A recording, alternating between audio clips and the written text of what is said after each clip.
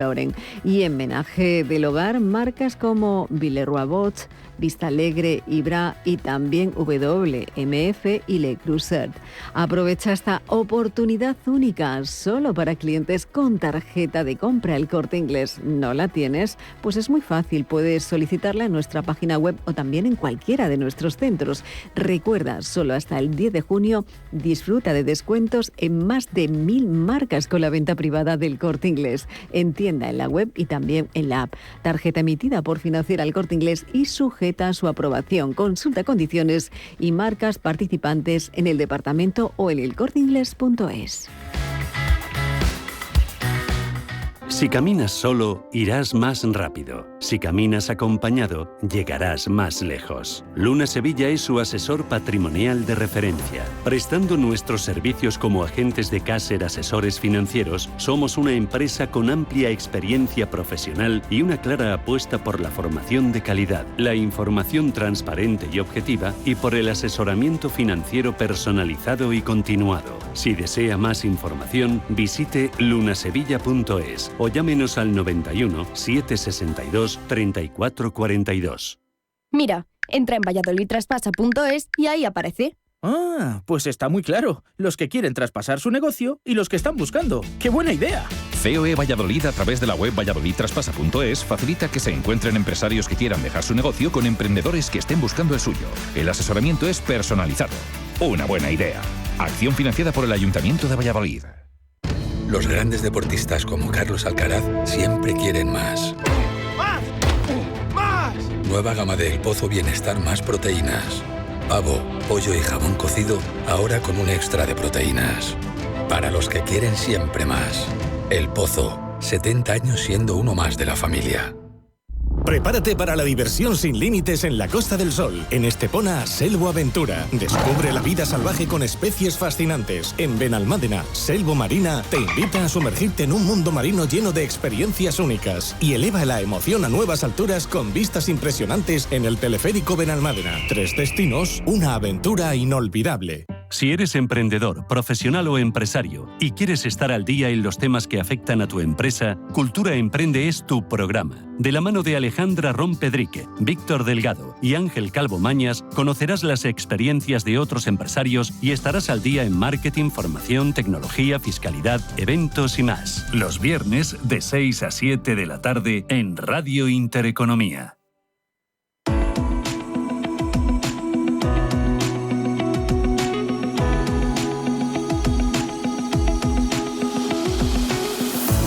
Los desayunos de Capital Intereconomía.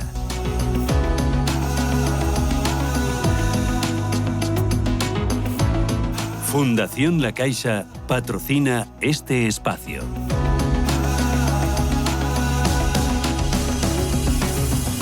Esta semana se ha celebrado el South Summit, va por la 13ª edición. Madrid ha acogido propuestas innovadoras, propuestas diseñadas para mejorar la calidad de vida de las personas con discapacidad. Y entre esos actores del South Summit y entre las propuestas más innovadoras ha estado la Fundación ONCE. Me acompaña Alberto Durán. Alberto, ¿qué tal? Buenos días. Buenos días. Que es vicepresidente de la Fundación ONCE. ¿Cómo ha ido este South Summit 2024? Bueno, yo creo que el South Summit es un ecosistema espectacular, que la verdad es que María Benjumea es una... Es un torbellino, yo la llamo torbellino Benjumea. Sí, pues es verdad, es la única persona que conozco que es capaz de estar en 2 sitios dentro del South Summit casi a la vez. Y bueno, y yo creo que ya hace mucho tiempo, ya hace 5 años que participamos, hemos tratado siempre de buscar la inversión y los startuperos que están buscando, además de ganar dinero, el impacto social. Y creo que eso es una energía social que tenemos ahí que es espectacular. Este año tenía además más la novedad de que hemos llevado el South Summit a la calle, ¿no? Uh-huh. En la Plaza de España estaba el South Summit Street Fest, ¿no?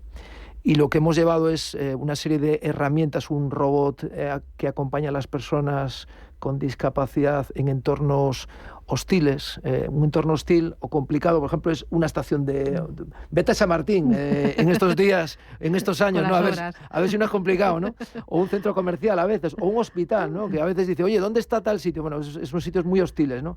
Entonces, este robot o los diseñadores de gamers, los gamers accesibles, en fin, hemos sacado esto a la calle, ¿no? La idea es, ¿por qué? Porque la energía del emprendimiento y con impacto social, esa está en la calle. Por lo tanto, el South Summit es un ecosistema fenomenal, pero queremos que gente que hoy está en la calle, que ni se había planteado ir al South Summit, dentro del año que viene o dentro de 2 vaya con ideas nuevas, que esa es la energía del South Summit. Porque ahora hay mucho emprendedor y estamos viendo que el ecosistema está rodeado de propuestas muy disruptivas, pero propuestas también que no van solo o que van mucho más allá del aspecto financiero. No se trata de crear empresa, no se trata solo de aportar una solución a la sociedad o a la economía, sino de ir más allá y generar un impacto social, medioambiental, que deje huella. Claro, nosotros, mira, cuando hay muchísimas cuestiones de la calidad de vida de una persona con discapacidad, de persona mayor,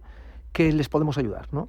Y la energía de los emprendedores, de los startuperos, que quizás por una situación personal, a veces un familiar cercano, una situación que han conocido en un colegio, un amigo de sus hijos, en fin, ven que hay una realidad, pues entonces te sacan proyectos como el exoesqueleto que estamos apoyando hace tiempo, o el proyecto de la aplicación Be My Vega para tener clases inclusivas para personas sordas con deficiencia visual, o Moevo, el tractor para la silla de ruedas, para poder mover la silla de ruedas de una manera cómoda una persona que no tenga todas las capacidades físicas. Bueno, en definitiva, son cuestiones que está el business plan, pero que luego lo importante para el testeo del producto, incluso para conocer cómo este producto realmente es más eficaz, necesitamos conectarlo con los usuarios, con los que luego van a necesitar ese producto. Entonces, ahí estamos nosotros. Nosotros, aparte en Fundación 11, aparte de la posible apoyo económico, que seguramente no es fundamental, lo que sí hacemos es aproximarle a la necesidad, ¿no? Y ahí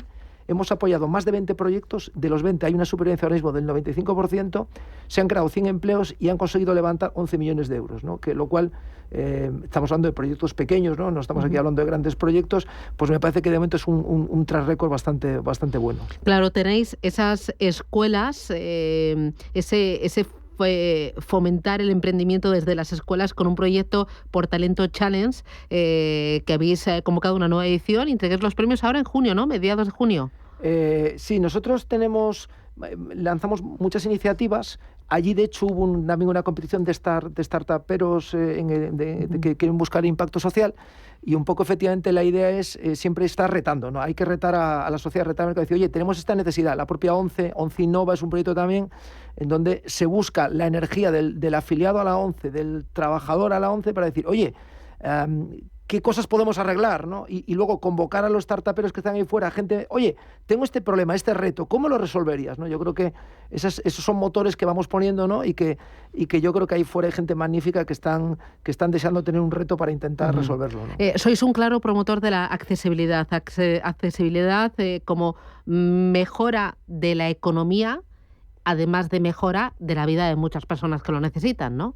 Claro, a ver, en un continente que es el continente europeo, que envejece a pasos agigantados, en donde hay 90 millones de personas con discapacidad, en donde España, su primera industria es el turismo, somos el segundo país del mundo, hombre, pues que España sea accesible o no sea accesible, seguramente que te estás jugando, aparte de los derechos de tus ciudadanos, aparte del futuro de derechos de la gente que se va a hacer mayor y que va a llegar a mayor, gracias a Dios, ¿no? Y que si tiene un país accesible va a estar mucho más cómodo, los 90 millones que nos visitan, que si España es accesible, se convertirá en un destino mucho más competitivo, ¿no? Teniendo el AVE, que es un elemento que no tiene España, creo que es el segundo país del mundo con más kilómetros de AVE, ¿no? Pues si tienes el AVE accesible, estás poniendo un canal para chutar un montón de gente en sitios que, si los entornos son accesibles, yo creo que... Entonces, la Comisión Europea, por algo, le encargó a Fundación 11 el Observatorio Europeo de la Accesibilidad, y tenemos esa responsabilidad y tenemos conocimiento y ponemos a disposición de esta sociedad y de la economía también para que esto fluya, ¿no? Además, colaboráis con el Real Patronato sobre Discapacidad, ¿no? Sí, claro, tenemos un convenio con el Real Patronato para promover cuestiones de accesibilidad, no sé, la accesibilidad en el mundo del turismo, la accesibilidad en la movilidad. Mira, un problema que hay ahora, estamos hablando ahora mucho de sostenibilidad, ¿no? El coche eléctrico, ¿vale? ¿Cuántos coches eléctricos pueden ser transformados para que pueda subirse una silla eléctrica, el coche eléctrico? El 100%. Pues, sinceramente, no sabemos que exista ahora mismo ninguno, ¿no? Entonces, la sostenibilidad también hay que poner a la persona en el centro y decir, la sostenibilidad tiene que ser inclusiva. No podemos hacer sostenibilidad y olvidarnos de la realidad de la población. Entonces, oye, taxi accesible 100% eléctrico no existe, con lo cual ya nos buscamos o cambiamos la norma o hacemos que haya un taxi 100% accesible eléctrico, porque si no, habrá gente que no pueda tener movilidad, ¿no? Cuando uno habla de la Fundación 11, también habla de Ilunion, que es un claro ejemplo de rentabilidad social y de rentabilidad económica. Sí, nosotros ponemos en el mercado productos y servicios que intentamos que sean accesibles y que lo intentamos con todas las fuerzas, y sobre todo el objetivo también es crear empleo para personas con discapacidad. El Grupo Social 11 actualmente tiene 73.000 personas, 62% personas con discapacidad. Ilunion trabaja en sectores, en algunos de ellos siendo líder, tratando de que la discapacidad sea uno de los outputs que consigues con el negocio. Entonces el negocio tiene que ser rentable, porque si no, no es sostenible, claro. Pero al mismo tiempo esa sostenibilidad se consigue dando trabajo de forma muy importante a personas con discapacidad. Por lo tanto, siempre estamos en actividades que tienen un claro componente que no está ligado con que no haya tecnología. Hay tecnología, pero tiene que haber una creación de empleo importante. ¿A cuántas personas da empleo Ilunion? Ilunion da empleo ahora mismo a 40.000 personas. Fíjate. El Grupo Social 11, 73.000. Me interesa también elecciones europeas, porque hablabas de la accesibilidad de este colectivo. Vosotros habéis hecho mucho a lo largo de todos estos años por hacer el voto accesible, y tenemos a la vuelta de la esquina que ir a votar este próximo domingo. ¿Cómo lo habéis hecho? ¿Cómo lo habéis conseguido? ¿Qué representa esto para cada una de las personas que puede ejercer su derecho al voto este próximo domingo? Bueno, a ver, lo que hemos conseguido, que España ha sido pionera, es que en España puedan votar personas con discapacidad intelectual que antes tenían vetado el derecho al voto. Pero seguimos teniendo una laguna. En el caso de las personas ciegas, hay un kit en braille que se puede utilizar, pero bueno, creemos que hay que avanzar. Es la misma solución que había hace tiempo. La modificación del artículo 49 de la Constitución exige que nos tomemos esto más en serio, ¿no? Y que por ejemplo, no sé, el kit en braille se pueda llegar a la casa de las personas ciegas que lo soliciten en vez de estar en el colegio electoral, por evitar un poco el elemento folclórico. Y dice, ya ha llegado el ciego que había pedido el voto en braille. No, vale, en fin, tratar de hacerlo cada uno en su intimidad en su casa, incluso, ¿por qué no?, el código QR, que es una forma muy, muy útil para comunicarse con el consumidor en muchos casos, que se va a avanzar en el etiquetado en braille con código QR. ¿Por qué no el código QR no podría servir para que en un momento determinado la persona ciega pudiera tener un voto secreto, ¿no?, y realmente depender de sí mismo para poder elegir su papeleta y votar? Dos asuntos más, tema formación, tema foco en las universidades. Justo esta semana también todos los chicos se han presentado en la ABAU. Yo creo que hoy viernes ya estarán más tranquilos, relajados, pensando en las notas y pensando también en los viajes de fin de curso, porque se lo merecen y porque ha sido un par de años muy complicados. Ahí también estáis haciendo mucho para que las personas con discapacidad tengan una representación mayor en todo lo que es enseñanza superior. Cuéntame qué estáis haciendo desde Fundación 11. Mira, nosotros tenemos al año más de 1.000 becas. Aparte, cogestionamos con el Real Patronato el Fondo Reina Leticia, que es realmente tiene un impacto muy importante y que creo que estamos orgullosos de él. Y ahí la idea es que una persona con discapacidad tenga los apoyos necesarios para poder realmente llegar a la universidad y tal. Solamente el 1,3% del alumnado de la universidad tiene una discapacidad, cuando la discapacidad somos entre el 8, el 10, el 12% de la población. Entonces, claramente en el colegio se quedan muchos, claramente cuando acaba en el bachillerato hay muchos que ya se vencen, ¿no?, porque la situación, a veces las ayudas no son las adecuadas, y ya no hablo solamente de ayudas económicas, que son importantes y relevantes, ¿no?, sobre todo cuando hay que hacer un movimiento de una universidad, no sé, un Erasmus para una persona con discapacidad, pues puede ser una aventura. Entonces hay que darle apoyo. Si tiene una gran discapacidad física, tiene que tener un asistente personal, etc.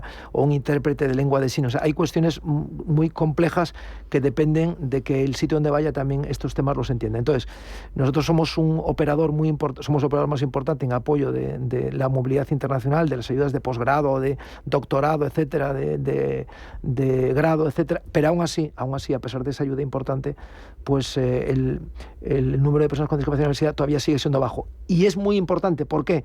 porque la baja empleabilidad de las personas con discapacidad que la tienen, el alto nivel de paro, desciende muchísimo cuando tiene un título universitario. Desciende mucho, fíjate. O sea, que es un título universitario no te garantiza, pero te da muchísimas posibilidades. Y para terminar, el tema del juego. Muchos conocemos la ONCE, muchos conocen la ONCE, por el juego, porque los tenemos cerca. Son muchas personas que ya son parte de nuestro barrio, ¿no? De nuestro día a día. Pero sin embargo me contabas antes de empezar la entrevista que el peso de la ONCE en el sector del juego a nivel nacional no es tanto. Lo que pasa es que hacéis mucho ruido. Sí. Bueno, que sois cercanos. Somos el 4% del mercado del juego de España. El mercado del juego legal, solo el 4%. 4 con, no sé, una décima o 2. Y decreciendo, porque el mercado del juego cada vez crece más, sobre todo con el juego online y tal, ¿no? Entonces, bueno, con muy poquito hacemos mucho, ¿no? Y sobre todo somos un gran impactador social con eso que hacemos. 20.300 personas con discapacidad todos los días en la calle, saliendo a trabajar, a currar y a ganarse la vida vendiendo productos de juego responsable, seguro y social. Eso no existe en ninguna otra parte del mundo y creo que es también parte de Marca España. Bueno, pues Alberto Durán, vicepresidente de Fundación ONCE. Estáis haciendo muchas cosas, estáis muy pegados al día a día, estáis creando empleo, estáis apoyando la información, la formación, estáis ayudando con esa accesibilidad que eso nos viene bien a todos, pero sobre todo también a la economía, a la empresa. Así que enhorabuena por ese trabajo que estáis realizando y a seguir. Este es el camino. Un saludo a todos los oyentes. Gracias. Un abrazo fuerte. Gracias. Hasta luego. Fundación La Caixa ha patrocinado este espacio.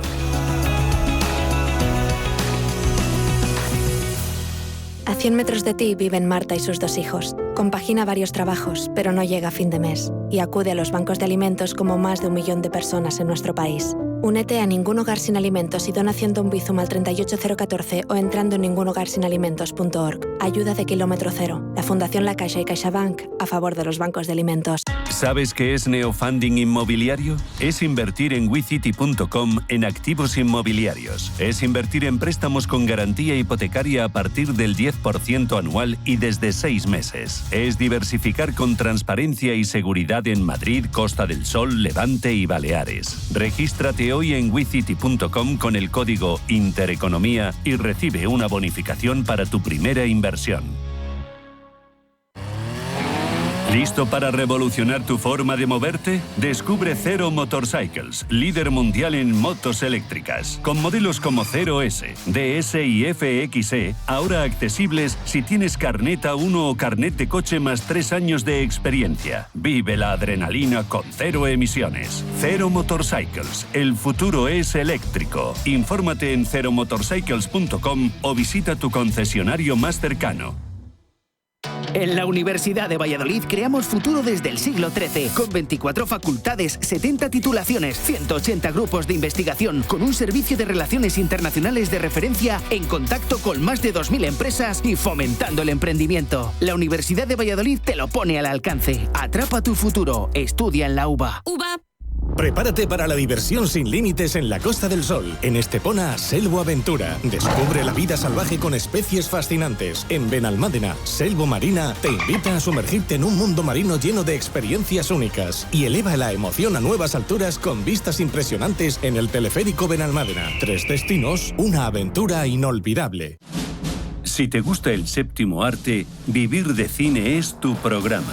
Dirigido y producido desde Hollywood por José Ignacio Cuenca y presentado por María Ayer. Toda la actualidad del cine, estrenos, festivales y críticas, sin olvidar los clásicos. Los viernes a las 12 de la noche, Vivir de Cine, en Radio Intereconomía.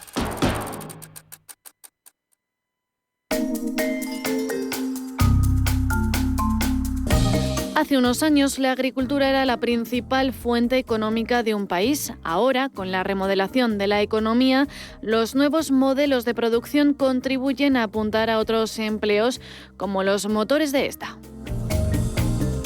Podríamos mencionar la tecnología, el conocimiento, la publicidad o los videojuegos como los proyectos que generan más rentabilidad. Aquí entra en juego la economía naranja. Es un modelo productivo en el que los bienes y los servicios que se comercializan tienen un valor intelectual debido a que surgen de las ideas y del conocimiento de sus creadores. Explicado de otra forma, son todas las actividades económicas relacionadas con el arte, la cultura, la investigación o la ciencia y tecnología. Se llama así economía naranja porque se considera que el color naranja representa la creatividad. El comercio creativo es menos volátil que el de los commodities o las materias primas. Prueba de ello es que ha soportado mejor la crisis financiera global que sectores como el petróleo. Mientras que las ventas de la OPEP registraron una caída del 40% en el año 2009, las exportaciones de bienes y servicios creativos apenas se contrajeron un 12%. Medida en billones de dólares, si la economía naranja fuera un país, sería la cuarta economía mundial detrás de Estados Unidos, China y Japón, el noveno mayor exportador y la cuarta fuerza laboral con 144 millones de trabajadores.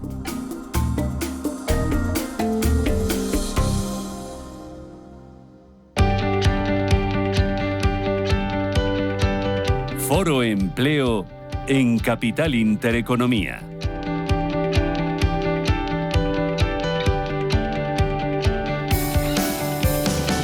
11:27 minutos de la mañana, hablamos de empleo. Seguimos hablando de empleo, que ya hemos visto desde la Fundación 11 cómo trabajan por y para el empleo, para la integración de las personas con discapacidad en el mercado laboral y en las empresas. Mucho que contar y mucho que celebrar y mucho que agradecerles a la Fundación 11 por esa labor que hacen. Don Carlos Ruiz, diré bien, director de estudios del Instituto de Estudios Económicos. Vaya cómo estamos. Buenos días. Hola, muy buenos días. ¿Cómo se nota que es viernes? Sí. Y uno se relaja ya y no le sale nada. Sí. ¿Qué tal estás? Pues muy bien. Fenomenal, sí. Vamos a enfocar este periodo estival, ¿no? Sí. Que va a crear empleo. Ya han sacado nuestros amigos de Randstad, fíjate que no está aquí Luis, han sacado ya las previsiones de empleo, las comento con vosotros, que tiene mucho que ver con el tema turístico y el tema del paro de mayo. Pues sigue sorprendiendo la fortaleza, ¿no? Nosotros tuvimos el pasado lunes nuestra reunión semestral de coyuntura, tuvieron analistas de primer nivel y la verdad es que a todos la sorpresa positiva fue la del mercado de trabajo. Que sigue aguantando, ¿no? Sí. Habla la OCDE, ha hablado esta semana también de ese mercado laboral. Luego analizamos el informe. José Luis Fernández Santillana, director del Gabinete de Estudios de Uso. ¿Qué tal? Buenos días. Hola, buenos días. ¿Cómo vas? Yo muy bien. Bien. ¿No? ¿Mejor que el mercado laboral o peor? Yo creo que mejor, ¿no? Mejor, yo particularmente mejor. El mercado laboral, yo creo que, el que estemos contentos porque resiste quiere decir que qué mal está, ¿no? Es decir, cuando teníamos que decir que tendría que estar creciendo cuando nos adentramos al periodo estival y por tanto una época con más benigna para las contrataciones que no para el empleo, que son dos cosas distintas. 220.000 empleados en mayo. Bajada del paro 60.000 personas casi. Ya.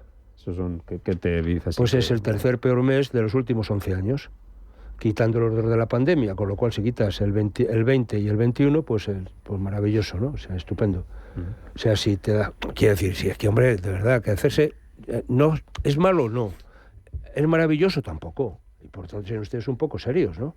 Señores, a la hora de evaluar, si para conseguir, yo sigo dando este dato, más de 500.000 de altas en la seguridad social, hay que hacer 15 millones de contratos, estamos de un promedio de 30 contratos al año por persona para tener un afiliado. Si eso es empleo estable y de calidad, no es mi criterio. Ya. Luego hablamos más de ese dato. Marisa Cruzado, Asociación CVA, Comunicación en Valor Añadido. Buenos días. ¿Qué hay? Buenos días. ¿Qué tal por Japón? Por Japón mucho mejor que aquí, por lo menos ¿Qué tasa desde de el paro punto tienen de en empleo. Japón? Muy bajita. 2,7. 2,7. Y están preocupados, ¿no? Están preocupados. Bueno, no están preocupados, lo que son muy curiosos porque es un mercado... Que no les suba el 2,8. Laboral... Se preocupan. Hombre, a ver, que son 200 y pico millones de japoneses, o sea que con un 2,7 también tienen su problemilla, pero es un mercado...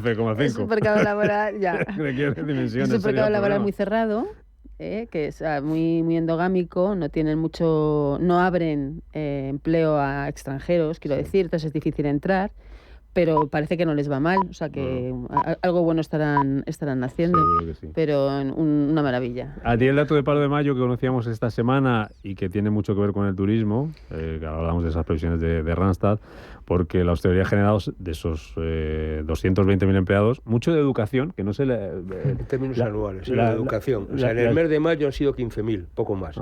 Y en términos interanuales son los que más, 155.000. Sí. Eso tiene que ver mucho con el tema de los interinos. Claro. Ya verás tú, como este mes de junio, mes de julio y mes de agosto, tendremos una bajada notable de la afiliación en educación. Oiga, señores del Ministerio, manden la inspección, Ya. Pero digo que tiene mucho que ver el turismo, ¿no? Y la hostelería con 77.000 nuevos empleos en mayo. Y, por ejemplo, en comunidades como Andalucía, que es la que lideraba el empleo en mayo, el 70% del empleo lo genera el turismo en Andalucía, 7 de cada 10. Claro, pero si la cuestión es que si ponemos el foco mes a mes, pues vemos esos datos, ¿no? Pero hay que verlo con perspectiva y de manera global. Y es que seguimos viviendo del turismo y de los bares y de los restaurantes, que está bien, pero como creación de empleo, como plan de país, como proyecto de desarrollo, es bastante limitado. O sea, no estamos viendo crecimiento en industria, no estamos crecimiento en empleo en el ámbito tecnológico, o sea, no estamos viendo crecimiento en sectores críticos ahora, incluso en tema de alimentación, ¿no? En el sector terciario, con lo cual, con esos mimbres tenemos que tejer un tejido laboral que dé soporte al empleo a largo plazo, no al corto. Y claro, yo creo que no. O sea, los datos sí, vale, pero mirados con el foco. Pero si lo vemos con perspectiva global, yo creo que vamos hacia el desastre. A pesar de esa dependencia que tenemos del empleo, Carlos, dependencia digo porque, por ejemplo, Randstad, que sacaba ayer las previsiones para la campaña de verano, casi 600.000, cerca de 600.000 contratos, que no empleos. Eso ya lo hemos aprendido, ¿verdad, José Luis? Un 12,4% más que hace un año, y el 40%, 4 de cada 10 contratos para esta campaña de verano se va a firmar en hoteles y restaurantes. Sectores, Carlos, que siguen teniendo mucho problema para encontrar mano de obra. Sí, efectivamente. Tenemos de los 220.000 afiliados más en este mes de mayo, pues aproximadamente un 36% vienen de la hostelería, unos 80.000. Y eso redunda en que, bueno, pues el sector del turismo en los 2 últimos años de la economía española pues sigue tirando con fuerza después de aquellos momentos de mayor dificultad tras la COVID.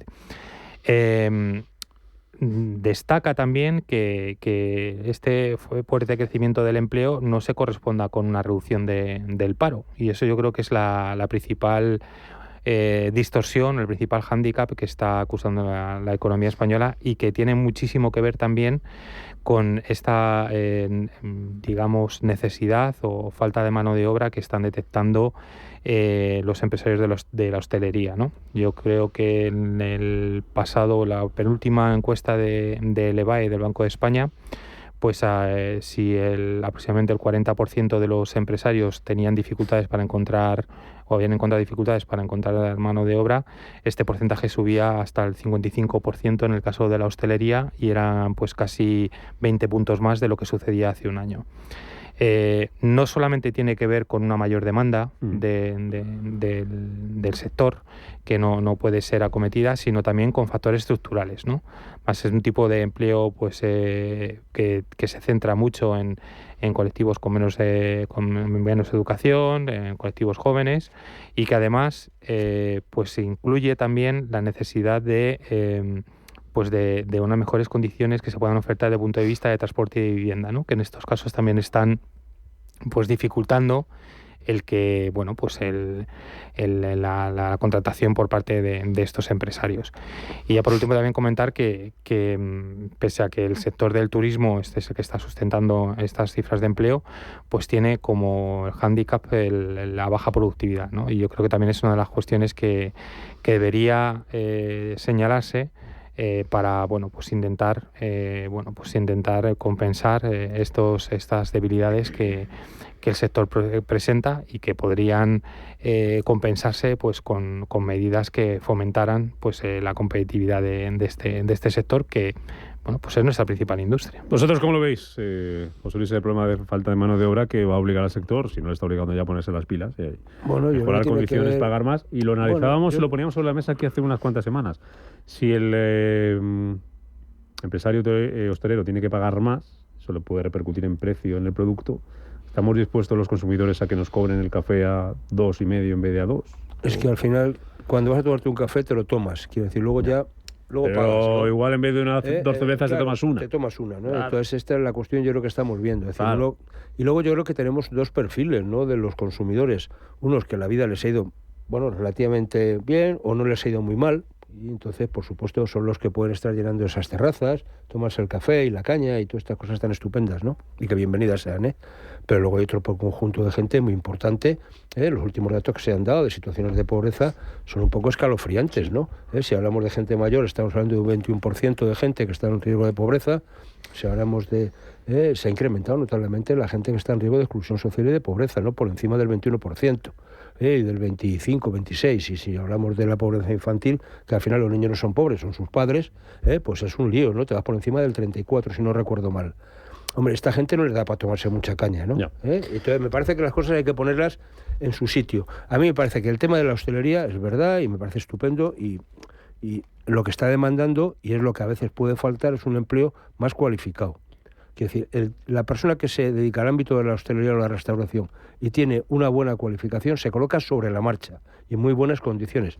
Digo, vamos, yo lo he vivido recientemente en situaciones familiares, ¿no? Un sobrino se fue fuera de un hotel, a los 15 días ya estaba trabajando en otro, ¿no? ¿Por qué? Porque sabe idiomas, porque tiene tal, porque tiene una cierta preparación. Y luego, si hablamos del tema turístico, oigan, en Baleares no hay quien se vaya a trabajar. Porque no hay un sitio donde dormir. Y si hay un sitio es caro, ¿no? Con lo cual, el problema es este, ¿no? Es decir, que al final juguemos, y luego diversifiquemos, Es decir, Andalucía, turismo, estupendo. Pero es que están perdiendo la industria, Es que, por ejemplo, la planta de Acerinos lleva 5 meses parada, en huelga.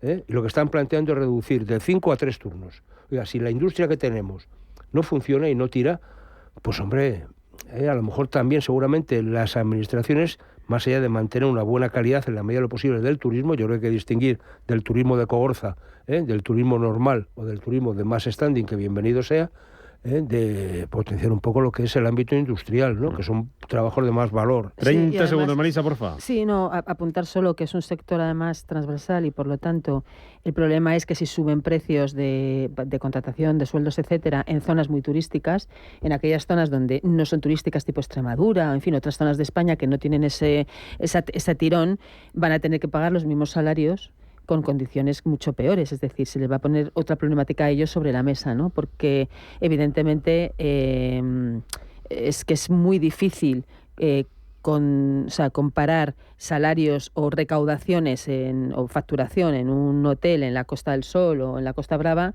que en un hotelito en, yo que sé, Cáceres, por ejemplo, ¿no? Déjame, luego seguimos. Es muy complicado, eso, complica mucho el sector para la atracción de talento. Pero y lo bonito que es Cáceres, es una maravilla. Vamos cuando quieras y te pagas algo allí. Digo que vamos a hablar de autónomos, luego seguimos hablando del turismo y luego hablamos de la productividad, de la semana laboral que se ha pronunciado la OCDE. Digo que vamos a hablar de autónomos porque Vox ha presentado su ley para que los autónomos no paguen la seguridad social si no llegan al salario mínimo interprofesional. Don José María Figaredo, responsable de la Oficina Económica de Vox. ¿Qué tal? Buenos días. ¿Qué tal? Buenos días. ¿Cómo estáis? Ley que está registrada ya en el Congreso y que consiste exactamente en ¿qué? ¿Qué es lo que propone Vox? Mire, lo que proponemos es una exención voluntaria para que aquellos autónomos que no alcanzan a facturar un importe equivalente al salario mínimo interprofesional puedan acogerse a ella, puedan decidir voluntariamente no contribuir o no desembolsar ellos esa contribución a las cotizaciones a la seguridad social. Esto permitiría que aquellos autónomos que ganan por debajo del SMI se eviten el pago de esos 300 euros, que ya saben que es al final, números gruesos, la cotización a la seguridad social mínima que tienen que hacer los autónomos en el RETA. En España tenemos unos 3 millones de autónomos y 2 millones de ellos aproximadamente no llegan a esa recaudación. O sea que los cálculos que sean ustedes es que 2 millones de autónomos podrían elegir optar por esta... Podrían elegir, claro, podrían elegir porque, por ejemplo, quien pase un periodo de tiempo acogido a esta cotización, los meses que está acogido a esta deducción no obtendría o no devengarían el derecho al paro o al cese, la indemnización por cese de actividad. De tal forma que también tiene sus contras. Sí devengarían, sin embargo, la pensión para luego acceder a la pensión por jubilación.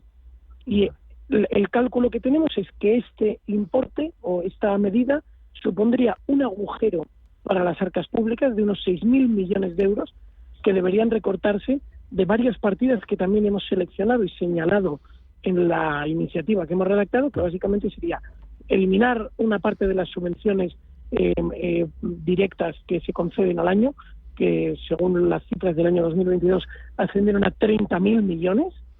30.000 millones de euros en subvenciones directas, y recordemos que con esto solo necesitaríamos recortar de gasto no necesario 6.000 millones. Luego, la financiación a las comunidades autónomas para gasto no esencial, es decir, hemos analizado la financiación de todas las comunidades autónomas y hemos visto cuáles son las partidas que se dedican a educación, sanidad, justicia e infraestructuras de cada una de estas comunidades autónomas. Pues bien, ese gasto no productivo, no fundamental, asciende a 6.000 millones. Entonces, tenemos varias partidas en las que podríamos empezar a recortar, ya sea hacer una quita parcial o ya sea eliminar de forma total algunas de estas partidas para lograr un beneficio para hasta 2 millones de autónomos. Claro. Y esta medida es una medida que estimularía el crecimiento, porque aquellos autónomos que a día de hoy tienen ese lastre a la espalda de los 300 euros, en muchas ocasiones no pueden crecer y escalar su negocio precisamente por esta dificultad. Y lo que queremos es que sería una medida temporal, aquellos autónomos se acogen a esta exención, logran que su negocio crezca y prospere y transcurrido ese tiempo vuelven a la cotización, con los beneficios que ello implica, por supuesto. Esa sería, por así decirlo, la medida, una de las más destacadas de esta ley de autónomos presentada por Vox, registrada en el Congreso, que beneficiaría, como nos está diciendo el señor Figueredo, los 2 millones de autónomos que podrían elegir acogerse a no pagar a la seguridad social si no llegan al salario mínimo. Pero dentro de esa ley, señor Figueredo, hay otras medidas, por lo que hemos podido ver, como por ejemplo las que tienen relación con estar pendiente de una devolución del IVA por parte de Hacienda, tema facturas también, ¿no?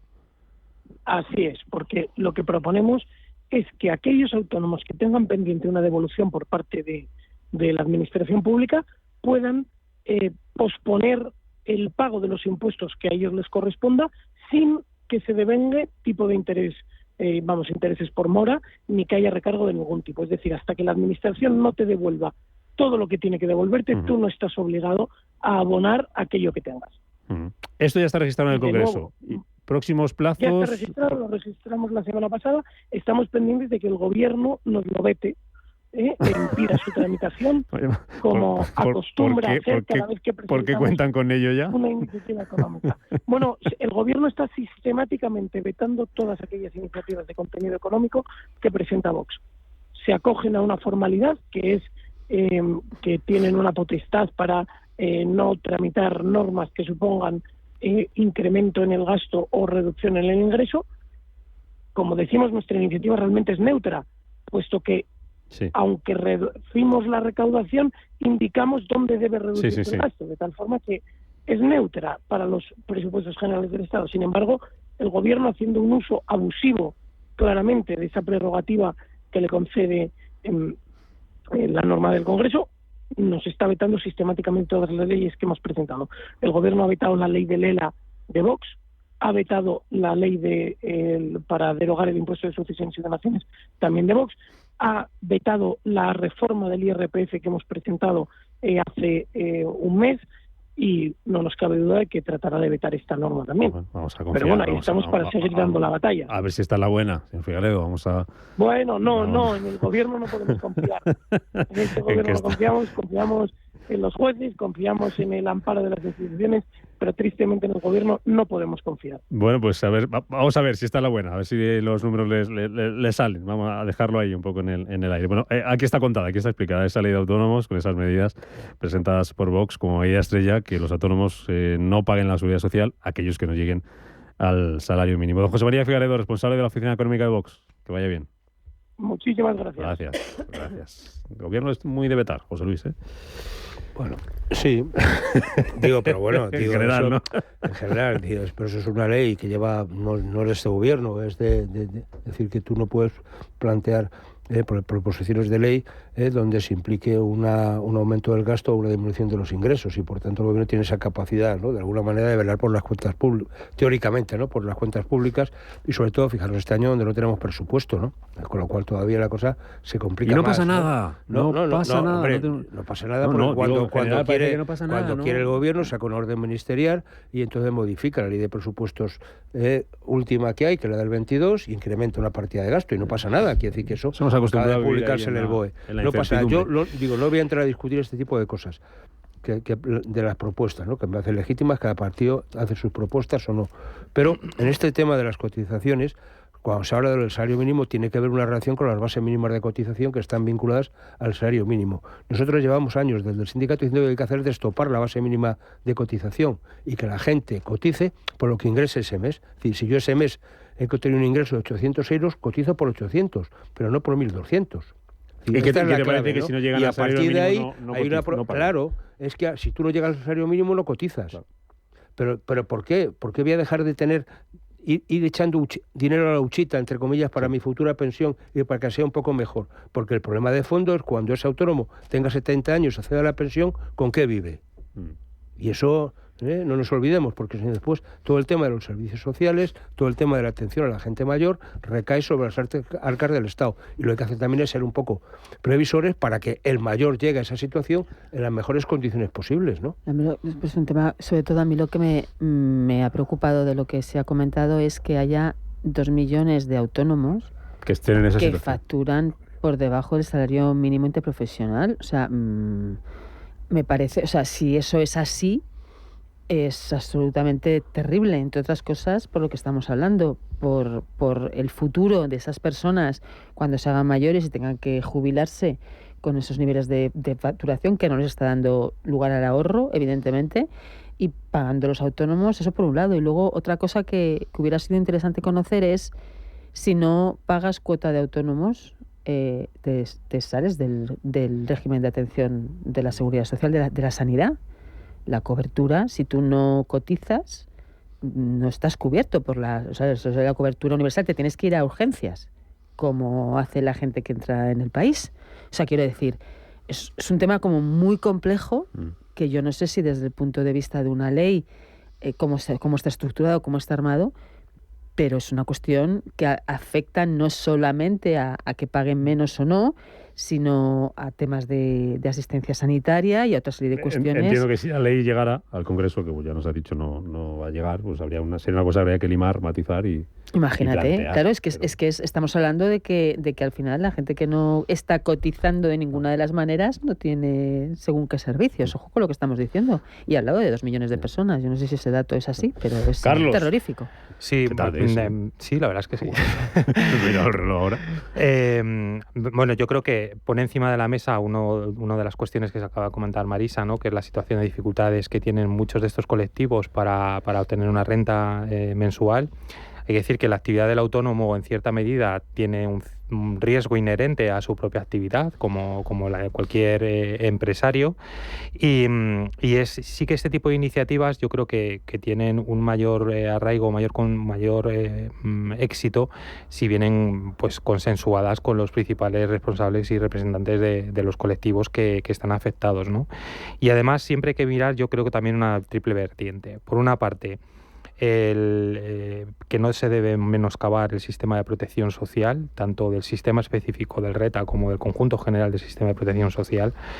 También tiene que haber una sostenibilidad del propio sistema y las prestaciones que puedan recibir este tipo de colectivos en un futuro y para los cuales están cotizando, porque efectivamente pues hay muchas personas que llevan su momento de jubilación siendo autónomos que por haber cotizado una base mínima toda su vida laboral, bien que hayan podido o bien que no hayan podido, pues reciben una pensión que a lo mejor pues es insuficiente, ¿no?, para generar ese tipo de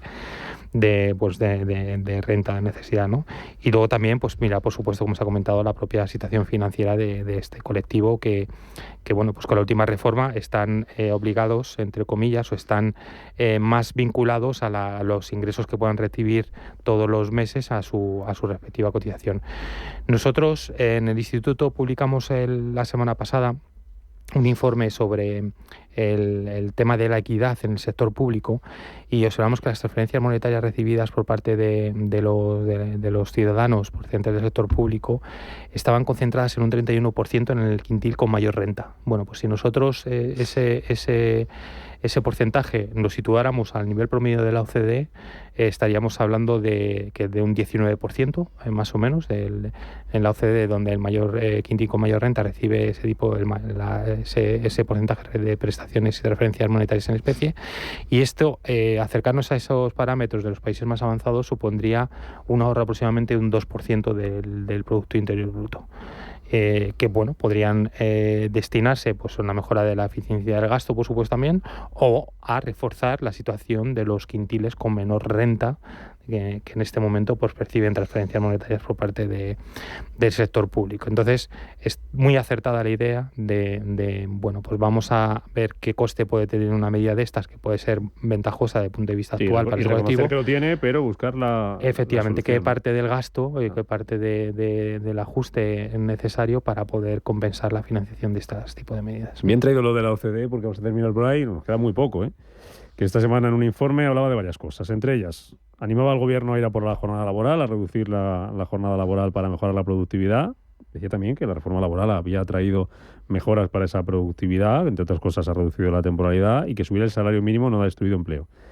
Un informe que presentaba esta semana la OCDE junto al Ministerio de Trabajo, y a mí la duda que me queda, yo no sé si esto lo sabes tú, José Luis, en algún periódico he leído que esto lo había pagado el informe del Ministerio. Bueno, me parece que lo habían cargado, ¿no? Entonces, si lo han cargado no le va a salir nada, no le va a salir mal, ¿no? No le va a salir, mal. Hombre, a un toque le da, ¿no? Es decir, por ejemplo, pero, con el hecho, claro, tiene que disimular un poco, ¿no? Hombre, hay un tema que para mí es muy sensible, porque me he oído muchas veces hablar de los parados discontinuos, ¿no? Bueno, de los fijos discontinuos. Vamos a... Lo has dicho aposta, ¿no? Sí, claro. Es que hay cosas que se entienden en la radio se entienden así, entonces yo, por dejarlo claro. No, le dice, hombre, hágalos usted fijos de verdad, ¿no? Es decir, que hay un exceso, ¿no? Una de las cosas que dice este informe precisamente hace referencia al tipo de contratación y a la propia estabilidad en el empleo. O sea, algo que comentabas al principio, y con esto acabo ya, es la alta rotación que se está dando. Yo simplemente os aporto un dato, ¿no? Es decir, altas en la prestación contributiva por desempleo del mes anterior, que es el último que se da, más de 500.000 personas, y el paro baja en 60.000.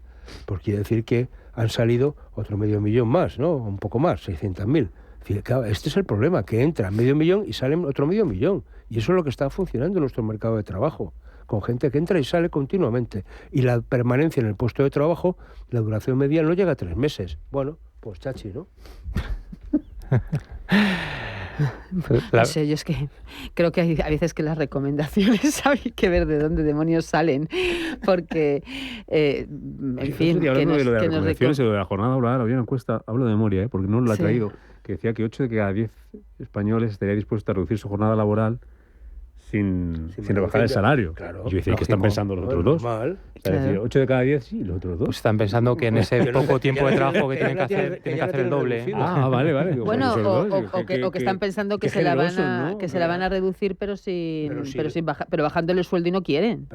Pero que estarían a favor de eso, digo, pero y los otros dos no estarían a favor, claro. Qué generosidad. Hace 15 días decía que la jornada media en España es 36,6 horas. Hace de 15 días de Eurostat. Sí, pero que si a ti te preguntan, José Luis, ¿quieres que te reduzca la jornada laboral sin bajarte el salario? Pero esos son los pensionistas que no trabajan, que no quieren que reduzca la jornada, que ya trabajan bastante. Habrá que ver la muestra, ¿no? Habrá que ver la muestra. Claro, los otros dos eran los autónomos. Puede ser, porque si no ya me dirás, yo pensaba, muy bien, y los otros dos, ¿en qué piensan? Pues uno es un autónomo y otro un pensionista. Yo creo que más allá de la justificación de alguna de las medidas que incluye el informe fundamentalmente enfoca a uno de los principales problemas que tiene la economía española, que es la baja productividad de nuestro sistema de la OCDE, ¿no? económico. Entonces, con esa baja productividad, además se constata en el propio informe que no se ha producido caídas en los salarios reales durante este último periodo. Yo creo que es un mensaje también que hay que tener en cuenta. Pero no subidas, tú lo has dicho, no ha habido caídas, pero no ha habido subidas. Real. No ha habido subidas. O sea, el salario real con inflaciones con las que hemos tenido. O sea, que ha habido crecimiento de salarios nominales, claramente.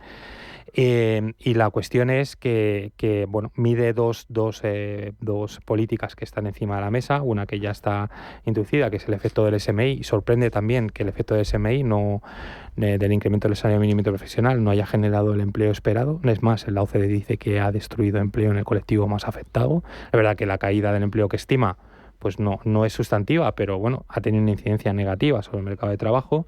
Y luego sobre la jornada laboral, pues la OCDE marca muy bien toda la casuística que se ha producido en todos los países acerca de las distintas reformas que se han introducido para reducir la jornada laboral, y alerta de nuevo en la economía española de qué impacto puede tener sobre el coste empresarial cuando la productividad por trabajador no se corresponde con el tiempo trabajado o cuando no se corresponde con las condiciones salariales correspondientes. Sí, a mí lo que me gustaría es que nos dieran pistas, a ver si nos pueden de verdad algún experto de estos de la OCDE ayudarnos a definir cómo podemos medir la productividad en el sector restauración y en el sector hotelero, o sea, ¿cómo se mide eso? ¿Por números de cafés servidos? Hay que decir, ¿eso cómo se mide? Porque nuestro país es crítico y creo que no lo sabemos.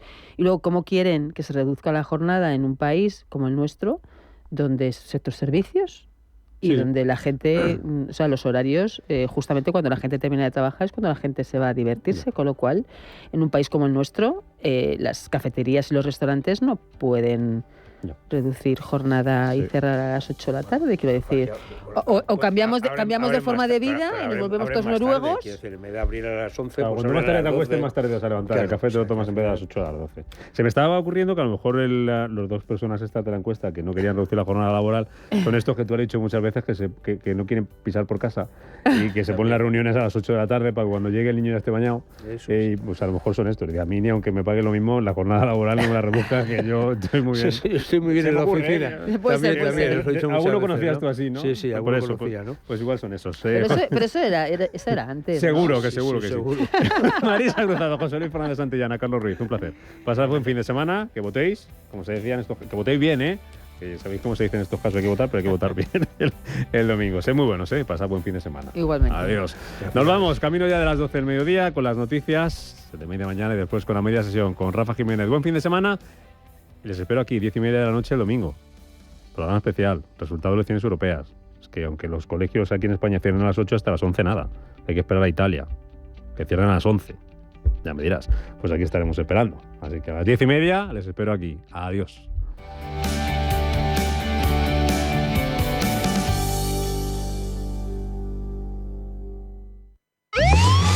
Los domingos, de 6 a 7 de la tarde, entra derrapando por las ondas de la radio el escuadrón más potente, cargado de la máxima actualidad social, explicada tal cual, como es, sin paños calientes, con rigor y afán de servicio público para todos, sin palos en las ruedas. Los domingos, de 6 a 7 de la tarde, en Radio Intereconomía.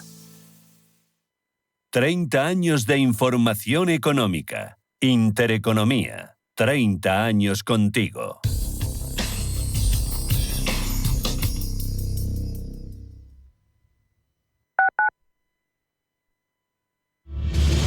Si eres un family office, un inversor institucional y quieres invertir, Sirena Invest es tu aliado. Sirena Invest es una promotora inmobiliaria con más de 15 años de experiencia en el sector inmobiliario polaco que ofrece invertir en una de las economías más pujantes y rentables del mundo.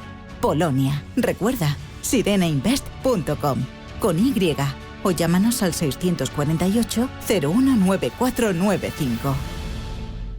¿Cuándo dejaste de creer que todo es posible? El nuevo Hyundai Kona, elegido mejor coche del año 2024, llega con su innovadora tecnología y su sorprendente diseño para demostrarte que nada es imposible. Supera tus límites con el nuevo Hyundai Kona. Hyundai, única marca con 5 tecnologías eléctricas. Inversiones inmobiliarias Grupos Eneas, cesiones de créditos, inmuebles en rentabilidad. Compramos inmuebles para reformar y si está interesado, le facilitamos un préstamo hasta la venta de su vivienda o se la compramos en un plazo de 7 días. Infórmese en el 91 639 0347 o en info@eneas.com.